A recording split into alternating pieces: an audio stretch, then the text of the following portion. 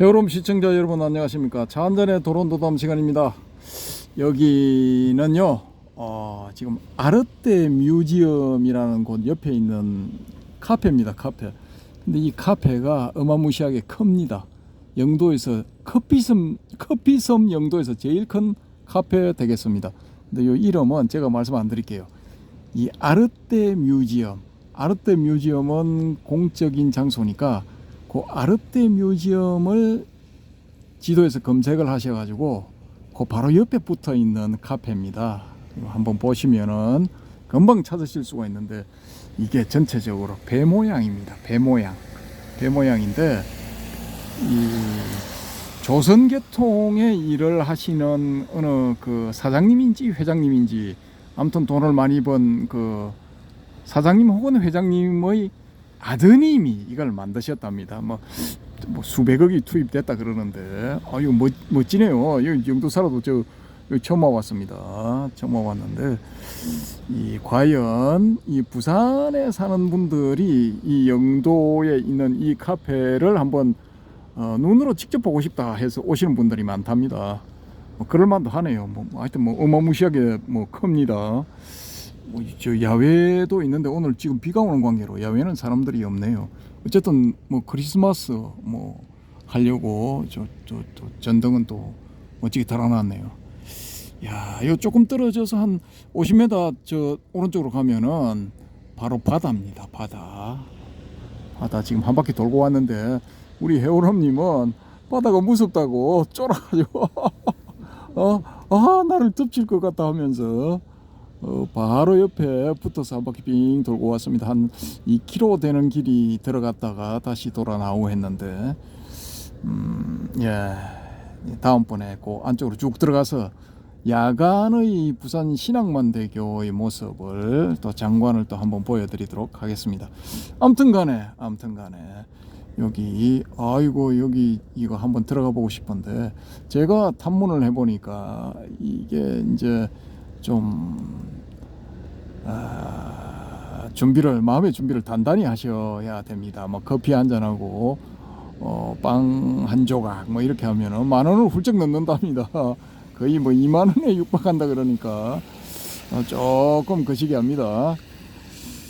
아무튼 그렇고 오늘의 도론도담은 이 임재종의 그 양기방회 스님 되겠습니다. 양기방회 스님에 대해서 소개를 해드리겠습니다. 자, 만나본 일은 어떠한가? 서주의 구봉사에 놀러온 냉시 소녀는 성이 냉시입니다. 중국에는 엽시도 있고 섭시도 있고 많죠, 그죠? 섭시는 어디 누가 대표냐? 천녀유원의 그 왕조현이 분한 섭소천이 대표입니다. 대표. 섭시도 있고 이상한 성씨 많습니다. 그러니까 냉시가 있을 수가 있죠, 그죠? 나 여기서 살 거야. 절에 놀러 왔는데 거의 놀러 앉겠답니다. 마음에 들었어. 예. 담주의 도산에서 삭발하고 스님이 됐다. 상쾌하군. 스님이 되기 위해서 태어난 그런 인물이죠, 그죠? 자명선사를 모시면서 가르침을 청했는데 스승님 가르침을 하고 쫓아가니까 창고에 일이 많다네. 가보게. 이게 좀 안 가르쳐 주는 거야. 이제 비싸게 구는 거야. 비싸게. 매번 미루기만 할 뿐이었다. 스승님 가르침을 하니까 나중에 자네 자손이 천하에 퍼질 것인데 뭘 그리 서두르는가. 뭔가 아는 선사님이죠. 그런데 비가 오는 어느 날, 오늘은 꼭 말해 안 하면 알지, 멱살 잡고 이제 흔든 겁니다. 멱살잡이. 이럴 용기도 있어야 돼. 깨를 하려면 이런 용기도 있어야 돼. 사부의 멱살을 잡고 흔들 용기 있어야 돼. 돈 내놔라고 흔드는 놈 호로자식이지만은 깨를 주시오 하면서 흔드는 이런 건 이제 효자죠, 그죠? 자, 자명선사의 한마디에 깨달음을 얻었다. 자네도 이 일을 알지 않나? 그만둬 하는 순간 이게 이제 견성성불 해버린 거죠. 하고 감사합니다. 정말 감사합니다. 자기 안에 있는 뭔가를 이제 발견한 거야. 예. 일단은 안에서 발견을 해야 됩니다. 자, 그 후 원주의 양기산 보통선언에서 가르침을 폈다. 자, 물살 급한 강물에서 낚시를 하면 어찌해야 큰 자라를 낚을 수 있습니까? 하니까 허공 밖으로 손을 내밀어야 하는데 세상 사람들이 아무도 모르는구나. 동문서답 같죠, 그죠? 동문서답. 자, 아는 일은 어떠합니까? 그러니까 구름이 고갯마루에서 일어나는군. 이거는 뭐 서문 동답 같은 이야기입니다. 자, 솜씨 좋은 선지식은 역시 이러하군요 하고 아는 체 하니까 말이나 외우는 놈이라고 해버리죠. 당장 잘 들어라. 한 번도 보지 않는 이것이 큰 잘못이다. 저도 뭔 소리인지 잘 모르겠습니다. 아무튼 뭐 이런 말을 했답니다. 자, 어디서 떠나왔는고 하니까 관음사에서 왔습니다. 그러니까 관음의 발밑을 한마디로 일러봐라. 조금 전에 만나보았습니다. 이 제법 하는 거죠. 조금 전에 만나보았습니다. 그래, 그럼 만나본 일은 어땠느냐 하니까 오물조물 이제 2단 콤보만 들어가도 이제 헤매는 거죠. 이게 3단 콤보 가면은 이제 뭐 더 헤매고 뭐 이렇게 되는 거죠. 그죠? 자네가 대신 말해봐 하니까 합주기 이렇게 됐죠. 저놈들은 서로를 바보로 만들었으니까 여러분이 한번 말해보시오. 이 관음의 발밑을 만나본 그런 일에 대해서 여러분 우리 저 구독자님들 혹은 이 시청자님들도 한번 일러보십시오. 한번 말해보십시오. 저는 이거 잘 모르겠습니다. 이거 완전히 뭐 남문 북답 같고 북문 남답 같고 뭐 헷갈립니다 이거. 자, 어쨌든 간에 이 냉시 소년이 이 출가를 해서 된 양기 방회스님 대해서 만화로 일단은 살펴보았습니다. 그리고 이제 그 내용을 텍스트 부분 쭉 이렇게 살 넘기면은 텍스트 부분이 나오죠. 그죠? 양기 방회스님 992년에서 1049년 주로 이제 11세기 전반에 활약을 하신 분이죠. 근데 뭐 오래 살지는 못하셨네요. 뭐 8년이니까 54살, 57, 58에 이제 입작하신 분이죠. 그죠? 자, 22살에 출가한 초원은 어머니의 권유로 행각에 나서 분양 선소 선사를 찾아갔다. 분양은 초원의 입시를 허락하지 않았는데 이상한 것은 초원을 대할 때마다 온갖 욕을 할 뿐만 아니라 다른 선사들을 비난했다. 이런 식으로 2년이 지나자 초원은 비록 말이긴 하였지만 강력하게 가르침을 줄 것을 분양에게 요구했다.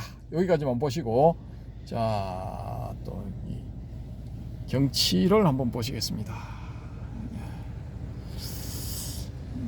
이거 뭐 글자 보는 것보다 이거 보는 게 훨씬 이제 낫죠. 그죠? 피로도도 덜하고 흔들리는 화면으로 글자 보시면 피로하죠. 그죠?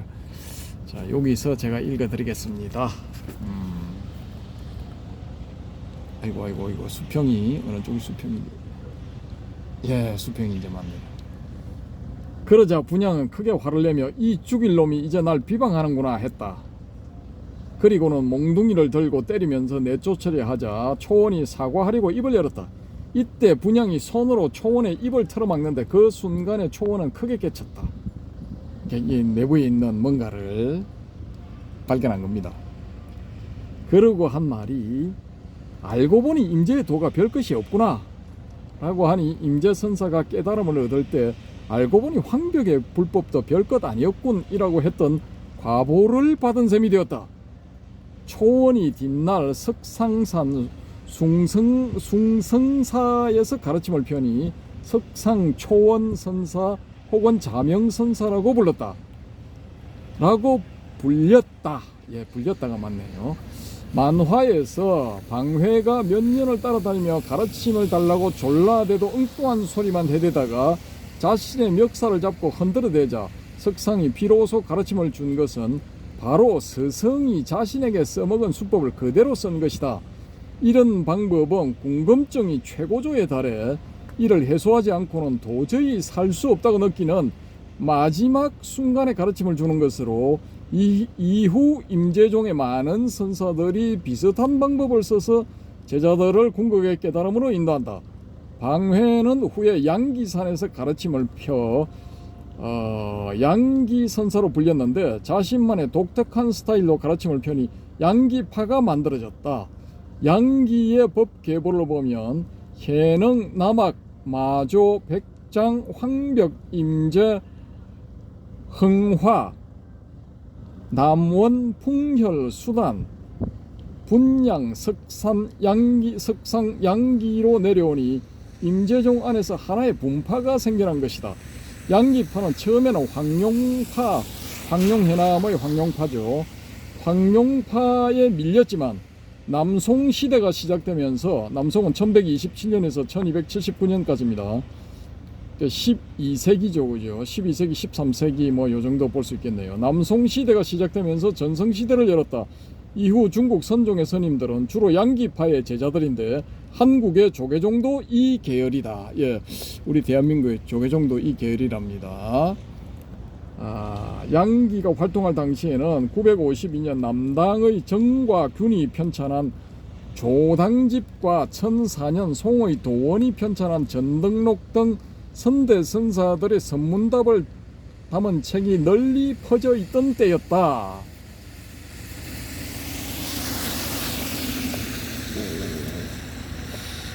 이야, 여기도 조명의 색깔이 좀 변하는데 좀 단조롭네요. 좀 화려하게 뭐 다양하게 이렇게 변하면 더 좋을 것 같은데 좀 그렇습니다. 아무튼 이런 책들이 나오기 이전에는 선대선사들의 선문답을 알고 싶으면은 전해줄 사람을 직접 만나야 했지만 이제 책을 통해 보다 쉽게 접할 수 있게 된 것이다. 제자들이 양기의 법문을 모아 만든 양기록을 보면 선문답할 때 할과 방을 사용하는 것이 나온다. 그런데 방의 경우 실제로 몽둥이를 사용하는 것이 아니라 30방을 맞아라고 말하는 식이다. 이는 실제로 몽둥이를 휘두르던 덕삼방이 변형된 형태로 임재종에 수용된 것을 말하는데 당시의 사회 상황과도 관련이 있는 것 같다. 이제 저의 내피셜이죠. 양기가 활약할 때는 중국을 다시 통일한 송의 건국 960년 이후 70년 정도 지난 시기로 5대 19의 혼란기를 끝내고 찾아온 태평성대의 시기였다. 따라서 이런 사회 분위기가 선종에도 반영되어 실제로 몽둥이로 두들겨 패는 방식이 말로 패는 방식으로 바뀌었을 가능성이 높다. 뭐 저의 내피셜입니다. 어디까지나. 여하튼 양기가 선객들과 문답을 벌인 것을 보면 과격한 은행은 하지 않지만 조금도 거침이 없는 시원함을 느낄 수 있다. 만화에서 보듯이 선객들은 자신들의 질문에 대해 그 자리에서 바로 대답을 듣거나 혹은 자신이 터득한 수준에 대해 즉시 판정을 받을 수 있다는 것 때문에 양기에게 몰려들었을 것이다. 예, 저의 내피셜. 자, 사실 양기가 나오기 이전에 임재종은 겨우 명맥을 유지하고 있는 상황이었다. 임재의 뒤를 이은 흥화 존장은 남원 해용마늘, 남원은 풍혈연소마늘, 풍혈은 수산 성염외 일명마늘, 수산은 분양마늘, 분양은 석상마늘 길러내는데 그쳤다. 곤란했던 사회 탓인지 법안종과 운문종에 눌려있던 임재종은 양기라는 큰 인물이 나오면서 제2의 전성기를 맞게 된다. 그러니까 인물이 나야 됩니다. 인물이. 이렇게 이제 사실 선종의 역사를 보면은 그 밑에 훌륭한 인물이 나오느냐 못 나오느냐 그게 따라서 이 흥망성쇠가 결정되는 그런 경우가 많죠, 그죠? 교정도 뭐 그런 측면이 조금 있기는 한데 그래도 교정은 이제 뭐 교리가 있으니까 명맥을 유지를 하는데 이거는 불립문자잖아요. 불립문자 직지인심이니까 교회 별전 뭐 이런 거니까 제자가 이게 최소한 스승급으로 깨치든지 아니면 그보다 더 뛰어나든지 이걸 못하면은 망하는 거야. 대가 끊기는 거야. 아니면은 비실비실하고 뭐 겨우겨우 명맥을 유지하든지 뭐 그렇게 되는 겁니다. 요 선종의 특징이죠, 그죠? 자, 이게 뭐 이제 배처럼 생겼는데 카페에 1층, 2층, 3층, 4층까지 있네요. 4층까지 있는데 아무튼 뭐 거대합니다. 예, 거대하고 저기서 밖에서 보면은 요 밖에서 이 여름날 이렇게 보면은 바다도 감상을 할 수 있고 뭐 그렇게 되는 것 같습니다. 예. 그럴 목적으로 이 바닷가에 이 거대한 카페를 만든 것 같습니다. 이게 수백억이 들었답니다. 수백억이. 근데 수백억이 들었는데 이걸 과연 소위 말해서 수지를 맞출 수 있을지 참 궁금합니다. 예, 이상 아르떼 뮤지엄 옆에 있는 군함 모양의 거대한 카페 옆에서 말씀드렸습니다. 감사합니다.